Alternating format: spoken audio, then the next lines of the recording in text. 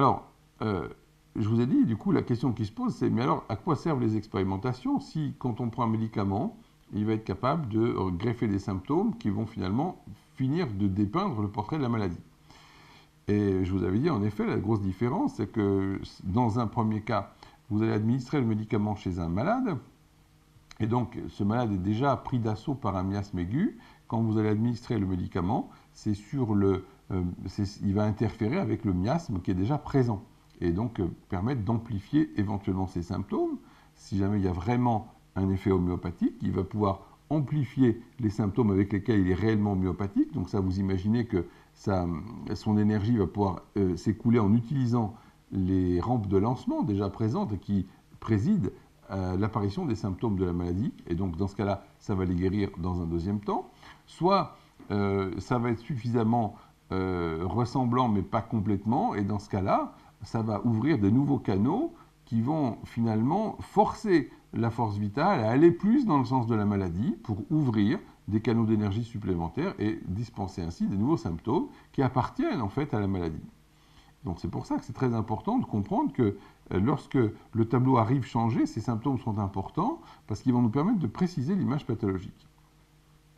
Dans l'autre sens, quand vous allez donner un médicament à un prouveur, qu'est-ce qui va se passer? On va partir du principe qu'il n'est pas malade dans le sens qu'il n'a pas de maladie aiguë. Mais très justement, vous pourrez me faire remarquer que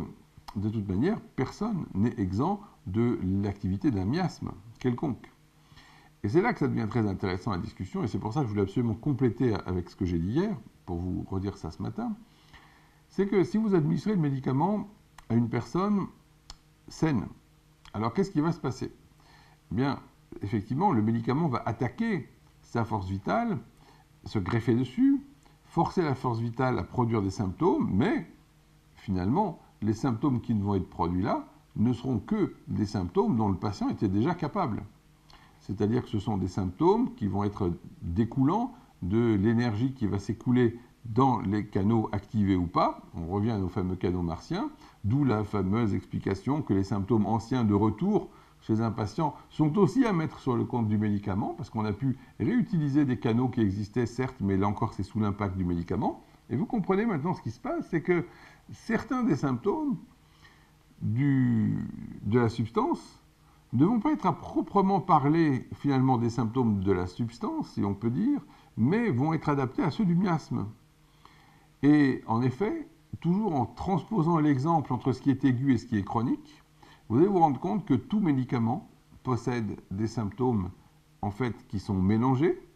entre ce qu'on pourrait appeler quelque part les symptômes purs de la substance elle-même, tels qu'on va les observer par les symptômes que ça va manifester chez le patient en forçant la force vitale de produire ces symptômes, en utilisant là encore des canaux possibles chez ce patient-là qui, par exemple, si vous avez un médicament